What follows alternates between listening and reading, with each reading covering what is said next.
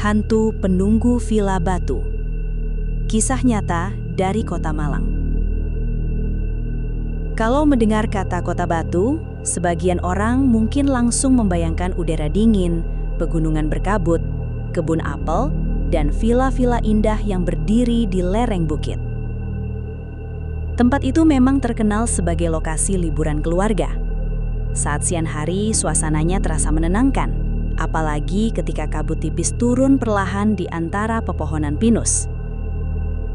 Namun, di balik keindahan itu, ternyata ada tempat-tempat yang menyimpan kisah menyeramkan yang tidak pernah benar-benar bisa dijelaskan dengan akal sehat. Kisah ini terjadi bertahun-tahun lalu, ketika aku masih kecil, dan sampai sekarang, kenangan tentang tempat itu masih membuat bulu kuduku meremang setiap kali mengingatnya. Saat itu usiaku baru 8 tahun, ketika keluarga besar dari pihak ibu memutuskan pergi berlibur ke sebuah villa baru milik kenalan keluarga di daerah Batu, Jawa Timur. Villa itu kabarnya baru selesai dibangun beberapa bulan sebelumnya, dan sengaja disewakan untuk keluarga yang ingin berlibur. Semua orang terlihat sangat antusias, karena bangunannya besar dan mewah. Bahkan, menurut Mama, villa itu termasuk salah satu villa paling modern pada zamannya, karena hampir seluruh bagian rumah dipenuhi kaca besar. Dari luar, bangunan 4 lantai itu terlihat sangat indah. Catnya putih bersih dengan balkon lebar menghadap perbukitan hijau. Sama sekali tidak ada kesan angker ataupun menyeramkan. Hari pertama kami tiba sekitar sore menjelang maghrib. Udara dingin langsung menyambut begitu mobil memasuki halaman villa. Saat itu aku masih kecil dan justru merasa senang melihat bangunan sebesar itu. Aku bahkan berlari kecil masuk mendahului orang-orang dewasa yang sibuk menurunkan barang dari mobil. Di dalam villa, suasananya terasa sangat sepi. Mungkin karena bangunannya terlalu besar sehingga suara langkah kaki kami memantul kemana-mana. Lantai pertama digunakan sebagai ruang keluarga dan dapur besar. Lantai kedua berisi kamar-kamar tidur, sementara lantai paling atas dijadikan rooftop untuk tempat barbeque. Namun, bagian yang paling menarik perhatianku adalah lantai bawah atau basement. Tempat itu sebenarnya berada sedikit di bawah permukaan tanah, tetapi disulap menjadi kamar tambahan, lengkap dengan kamar mandi berdinding kaca bening. Sebagai anak kecil, aku justru merasa tempat itu keren sekali. Pada zaman itu, rumah dengan banyak kaca masih jarang kulihat. Saat siang hari, basement itu tampak cantik karena cahaya matahari masuk dari sela-sela jendela panjang. Tetapi aku tidak tahu kalau beberapa jam kemudian, tempat itu akan menjadi awal dari semua kejadian mengerikan yang sampai sekarang masih membekas di pikiranku. Hari pertama sebenarnya berjalan biasa saja. Orang-orang dewasa sibuk mengobrol sambil memasak dan bercanda. Karena bosan mendengar obrolan mereka, aku memutuskan turun sendirian ke basement. Suasananya cukup sunyi, hanya terdengar suara angin kecil dari ventilasi dan bunyi televisi samar dari lantai atas. Aku berjalan pelan sambil memperhatikan dinding kaca di kamar mandi basement. Saat sedang melihat-lihat itulah, aku menyadari sesuatu di lantai keramik dekat kamar mandi. Ada jejak kaki kecil. Awalnya aku mengira itu jejak kakiku sendiri. Namun setelah diperhatikan lagi, ukurannya jauh lebih kecil. Jejak itu juga bukan jejak lumpur seperti di film-film horor. Bentuknya samar seperti telapak kaki seseorang yang basah karena keringat, lalu berjalan di lantai dingin. Seketika tubuhku merinding. Di villa itu tidak ada anak kecil lain selain aku dan sepupuku yang masih bayi 8 bulan. Tidak mungkin bayi bisa berjalan meninggalkan jejak seperti itu. Aku masih berdiri memandangi jejak tersebut ketika tiba-tiba tengkukku terasa dingin, seperti ada seseorang yang baru saja lewat di belakangku. Bulu kuduku langsung berdiri. Tanpa berpikir panjang, aku berlari menaiki tangga menuju lantai atas. Di tengah tangga, aku berpapasan dengan penjaga villa, seorang wanita tua yang biasa kupanggil Bibi. "Non, kenapa lari-lari?" tanyanya heran. Aku berhenti sambil terengah-engah. Mulutku ingin bicara, tetapi entah kenapa lidahku terasa keluh. Bi, tadi..." Bibi memandangku cukup lama. Wajahnya tiba-tiba berubah aneh. "Lihat anak kecil ya?" tanyanya pelan. Aku terdiam. Belum sempat menjawab, Mama memanggil dari ruang makan. "Ella, ayo makan." Aku langsung berlari menuju Mama, sementara Bibi hanya tersenyum tipis lalu pergi begitu saja. Saat itu aku tidak terlalu memikirkan perkataan Bibi, karena pikiranku sudah teralihkan oleh makanan dan obrolan keluarga. Namun ternyata kejadian aneh di villa itu baru saja dimulai. Keesokan harinya, sebagian keluarga pergi ke pasar membeli bahan makanan. Beberapa sepupuku pergi berenang ke tempat wisata dekat villa. Saat itu yang tinggal di rumah hanya aku, penjaga villa, bayi sepupuku bersama babysitternya, dan suasana rumah yang terasa sangat sepi. Aku duduk sendirian di lantai 2 menonton televisi. Awalnya semua terasa biasa saja, bahkan aku mulai melupakan kejadian jejak kaki kemarin. Setelah bosan menonton, aku mematikan televisi dan mengambil komik dari tas. Ruangan mendadak menjadi sunyi. Yang terdengar hanya suara angin dari luar jendela. Lalu tanpa sengaja, mataku melihat pantulan layar televisi yang kini hitam. Di dalam pantulan itu, tepat di bawah tangga belakang, berdiri seorang anak kecil.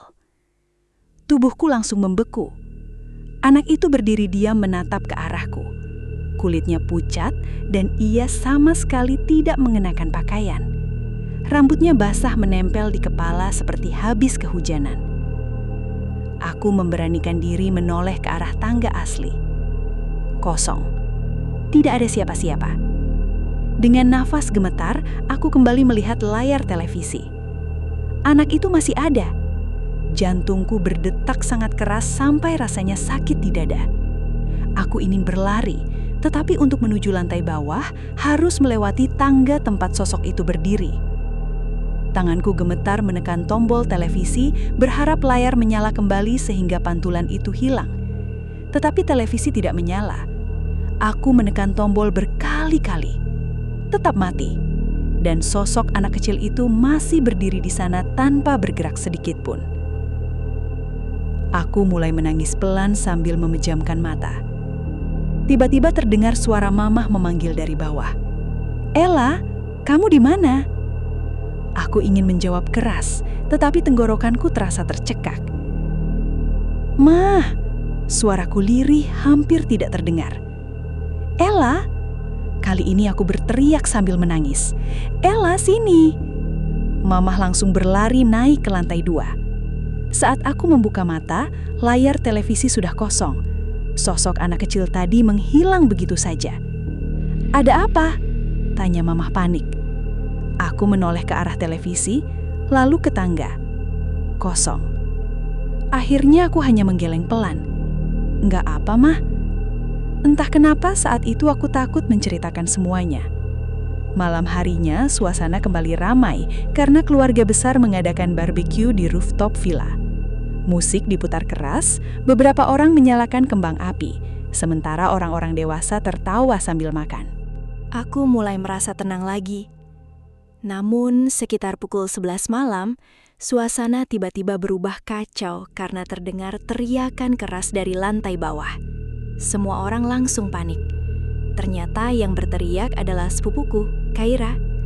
Saat itu wajahnya pucat sekali sambil menangis histeris. Tante Rini langsung memeluknya. "Kaira kenapa?" Kaira gemetar hebat sebelum akhirnya bercerita dengan suara terbata-bata. Ternyata, tadi ia sengaja turun ke basement untuk menelpon pacarnya karena di rooftop terlalu berisik. Awalnya tidak ada yang aneh, sampai ia mendengar suara langkah kaki mendekat dari lorong basement. Ia mengira ada anggota keluarga lain turun ke bawah. Namun ketika menoleh, lorong itu kosong. Pacarnya yang sedang menelpon tiba-tiba bertanya, "Kai, kamu lagi sama siapa?"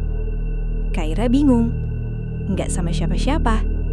Tapi aku dengar ada suara perempuan menangis."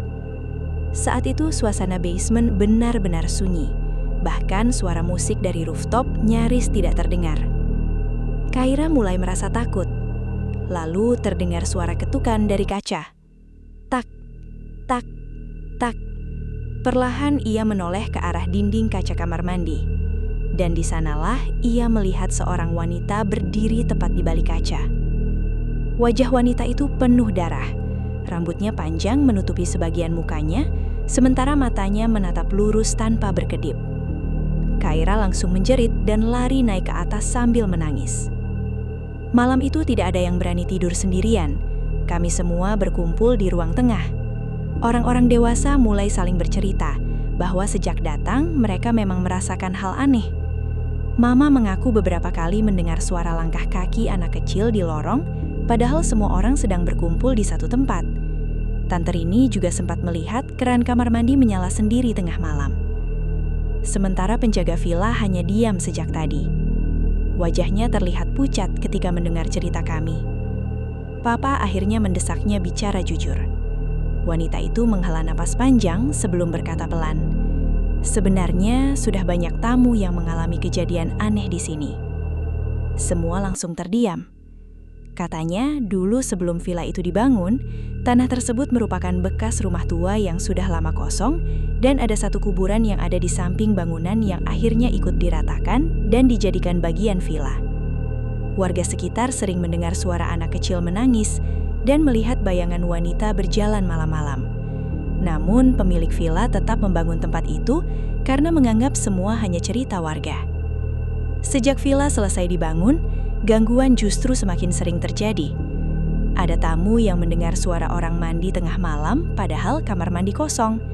Ada juga yang melihat anak kecil berlari di basement lalu menghilang begitu saja. Bahkan beberapa penyewa memilih pulang sebelum waktu menginap habis karena tidak tahan diganggu. Mendengar cerita itu, suasana malam menjadi semakin mencekam. Tidak ada lagi yang berani tertawa ataupun bercanda. Kami akhirnya tidur berhimpitan di ruang tamu dengan semua lampu menyala. Namun malam itu tetap menjadi malam paling panjang dalam hidupku. Sekitar pukul 3 dini hari, aku terbangun karena merasa haus. Saat membuka mata, kulihat semua orang masih tertidur. Dan saat itulah aku mendengar suara langkah kaki kecil. Tap, tap, tap, pelan sekali. Suara itu berasal dari tangga menuju basement. Aku menahan nafas sambil menarik selimut sampai menutupi wajah. Lalu terdengar suara anak kecil tertawa lirih. Tepat di dekat ruang tamu. Aku memejamkan mata kuat-kuat sambil berdoa dalam hati, sampai akhirnya tertidur lagi karena kelelahan. Keesokan paginya kami memutuskan pulang lebih cepat. Tidak ada satupun anggota keluarga yang ingin tinggal lebih lama di villa itu. Sebelum pergi, aku sempat menoleh ke arah jendela basement. Dan untuk sesaat, aku melihat bayangan anak kecil berdiri di balik kaca sambil menatap mobil kami perlahan meninggalkan halaman villa. Sampai sekarang, setiap kali mengingat villa itu, aku masih merasa merinding. Bahkan bertahun-tahun kemudian, Papa pernah menghubungi pemilik villa untuk menanyakan apakah gangguan di sana sudah berhenti. Jawabannya membuat kami semakin takut. Ternyata sampai sekarang, para penunggu villa itu masih sering menampakkan diri kepada para penyewa baru. Dan anehnya, sebagian besar yang pertama kali melihat mereka selalu anak-anak.